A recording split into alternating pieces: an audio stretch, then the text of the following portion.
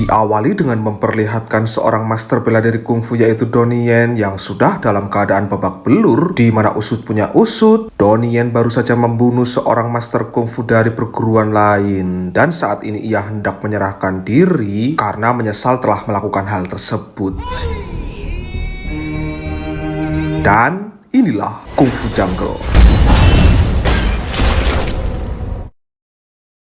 Adegan maju ke 3 tahun selanjutnya, kisah diawali dengan memperlihatkan sebuah kecelakaan yang terjadi di ruas jalan yang padat sekali orang lalu lalang, yang di situ kita akan diperkenalkan dengan seorang inspektur kepolisian yang menangani kasus ini. Dia bernama Madam Lu, dan saat mengelola TKP kecelakaan terjadi, didapatilah sebuah fakta bahwa ini bukanlah kecelakaan, melainkan sebuah pembunuhan, di mana menurut analisa dari tim kepolisian, pria itu mati dengan kondisi tubuh banyak yang sudah patah tulangnya, dan tim ahli forensik meyakini pria itu tewas hanya dengan tangan kosong, yang itu artinya pembunuhnya bukan orang sembarangan.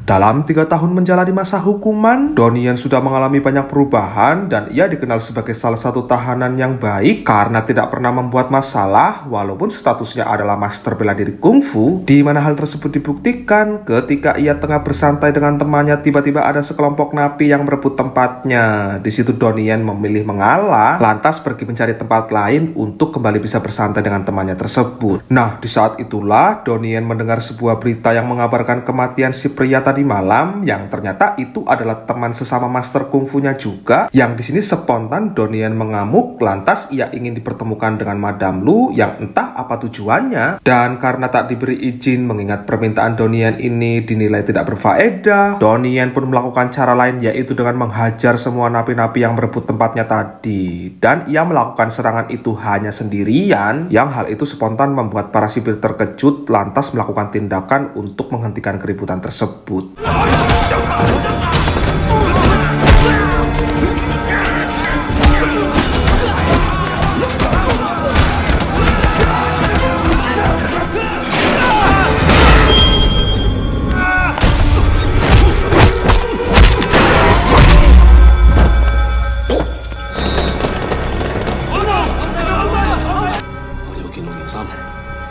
Untuk mengantisipasi agar Donnie Yen tidak mengamuk lagi, Madam Lu pun akhirnya didatangkan, dan di sini Donnie Yen meminta dibebaskan karena tahu akan ada korban selanjutnya setelah ini. Menurut apa yang dijelaskan oleh Donnie Yen, pembunuh tersebut akan mengincar 7 jawara master kungfu dengan keahlian yang berbeda, yang dimana tujuan si pembunuh melakukan itu karena ingin jadi nomor 1 alias yang terkuat di antara yang kuat, di mana alasan itu rupanya tidak membuat Madam Lu percaya begitu saja, lantas pergilah ia dari sini, yang di sini Donnie Yen menyebutkan 6 master yang tersisa berikut siapa yang akan jadi target selanjutnya, dan itu membuat Madam Lu akhirnya penasaran, lantas meminta anak buahnya untuk mengecek semua orang-orang yang terkait termasuk juga dengan si Donnie Yen, dan benar saja setelah itu scene pun dipindahkan ke sosok dari si pembunuh yang tengah bersiap-siap akan membunuh master selanjutnya, yang sesuai dengan apa yang dikatakan oleh Donnie Yen, master yang hendak dibunuh kali ini tepat sesuai urutannya, dan master tersebut menguasai teknik tendangan. Dia saat ini bekerja di sebuah museum.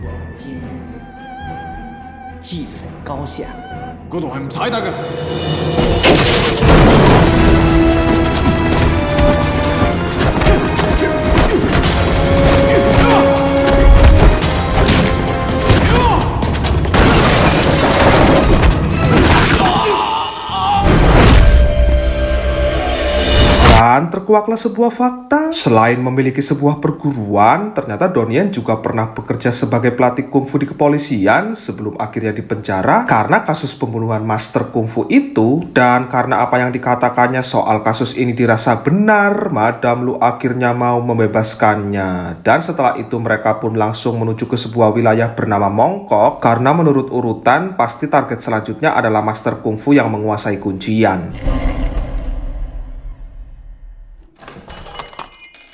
干什么？你晚上这个走的。Sayangnya, kedatangan mereka sudah terlambat dan si Master sudah tewas duluan dengan kondisi yang cukup parah. Yang di sini Donnie mampu melihat cara membunuhnya, yang setiap kali si pembunuh melakukan aksinya, si John selalu menggunakan teknik lawannya, yang berarti si John ini kungfunya tidak bisa diragukan lagi. Dan ketika hendak pergi untuk meninggalkan lokasi, di situ Donnie tak sengaja melihat si John tengah berdiri. Lantas tanpa pikir panjang ia langsung mengejarnya, tapi sialnya gagal menangkap karena si John berhasil kabur.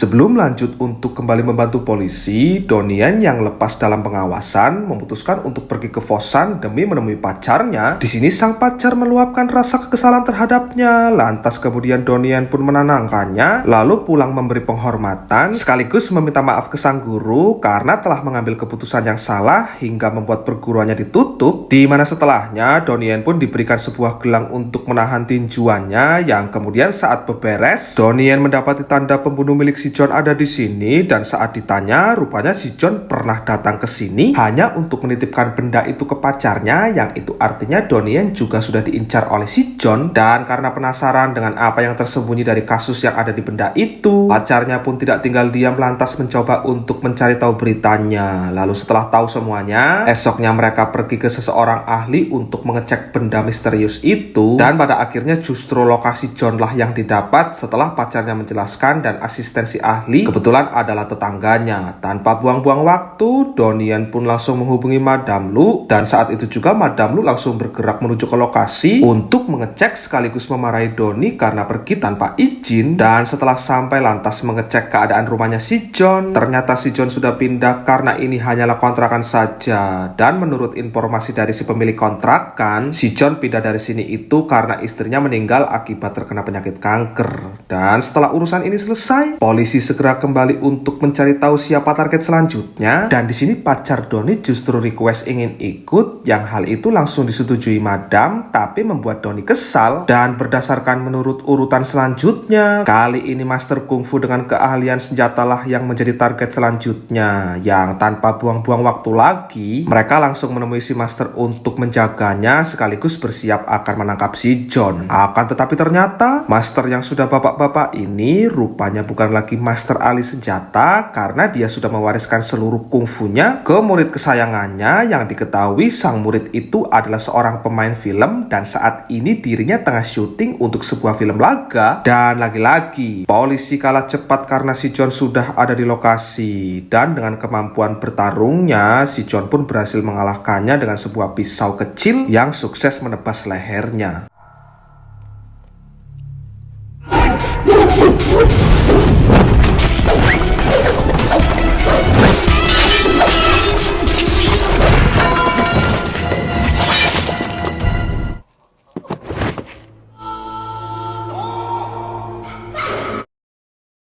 Singkat cerita, esok hari pun tiba. Di sela-sela pusing karena tak berhasil juga menangkap si John justru tiba-tiba menelpon untuk berbicara dengan Donnie. Si John mengancam akan membunuh pacarnya yang tujuannya agar Donnie terus mencarinya dan diharapkan mau bertarung sampai mati untuk melawannya. Di mana setelah berhasil melacak lokasi teleponnya, satuan khusus pun langsung diturunkan untuk menangkapnya, yang tapi sialnya lagi-lagi si John lolos, dan ini membuat Madam Lu frustasi, lantas justru mencurigai Donnie karena mereka terkesan seperti sudah kenal lama. Untuk kemudian Madam Lu pun meminta anak buahnya agar mengecek panggilan telepon selama 3 tahun Donnie saat berada di dalam penjara. Dan setelah esoknya berkumpul lagi lalu mengumpulkan seluruh bukti serta data-data keluarnya masuk imigran dan seluruh hal yang berkaitan tentang seseorang, akhirnya didapatlah sebuah lokasi yang adalah tempat tinggal mendiang neneknya si John. Lalu dengan cepat polisi langsung menggeledah rumah itu, dan di situ ditemukan abu pacarnya tergeletak hingga membuat Madam Lu terpikirkan sebuah ide untuk menjebaknya dengan memasang kamera tersembunyi serta akan menunggu sekaligus memantau dari rumah seseorang warga. Setelah sabar menunggu, menunggu, akhirnya si John datang juga, tapi dia langsung tahu kalau sedang diawasi tatkala melihat banyak anjing pelacak ada di sekelilingnya. Dan bersamaan dengan turunnya pasukan untuk mencari si John, polisi berhasil menemukan video yang memperlihatkan si John tengah berbicara dengan si Donnie yang di penjara. Yang itu malah disalahartikan oleh pihak kepolisian, sehingga saat ini Donnie justru dianggap berkomplot dan saat itu juga ia langsung akan ditangkap. Donnie yang melihat pacarnya ikut mencari si John tanpa pikir-pikir langsung melakukan perlawanan ke polisi, lantas kemudian langsung pergi ke rumahnya si John untuk memastikan keselamatan pacarnya. Tapi saat sampai, Donnie mendapati pacarnya sudah dalam keadaan terluka karena sehabis bertarung dengan si John. Yang dengan cepat ia pun langsung meminta bantuan, dan di sela-sela itulah si John muncul yang akhirnya membuat Donnie marah lantas langsung menyerangnya.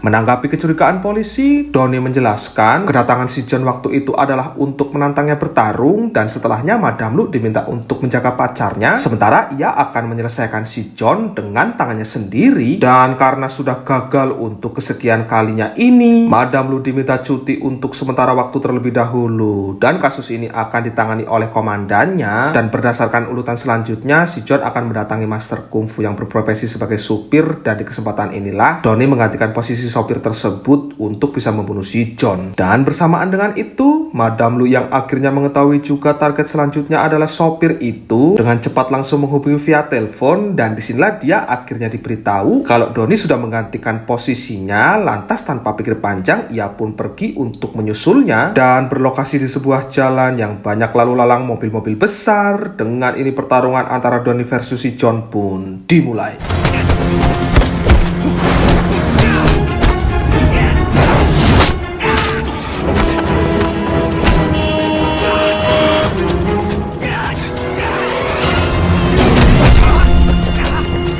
Di sela-sela pertarungan tersebut, muncul sebuah mobil yang membawa kayu yang hampir saja menabrak si John sebelum akhirnya diselamatkan si Donnie. Dan selanjutnya, pertarungan pun dilanjutkan dengan menggunakan bambu. Dan hasilnya,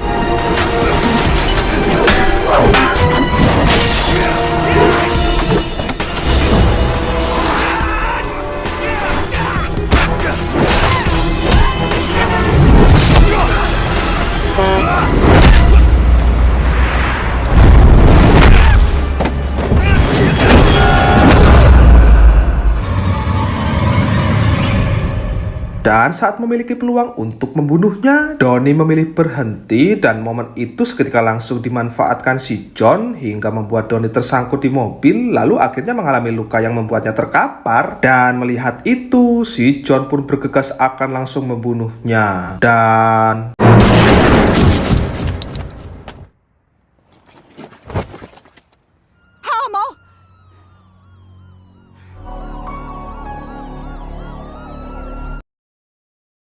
di scene akhir, atau lebih tepatnya 3 bulan kemudian, Donnie mendapat pengajuan banding untuk kasusnya dan ia dinyatakan bebas serta diperbolehkan membuka luas perguruannya lagi, lalu diberikan akses untuk dipekerjakan jadi pelatih polisi lagi. Dan setelah itu, film pun ditutup dengan berfotonya Donnie bersama istri, anaknya, serta semua murid-muridnya. Lalu mereka pada akhirnya bisa hidup bahagia dan Donnie bisa memperbesar perguruannya ini dari generasi yang sekarang ke generasi selanjutnya.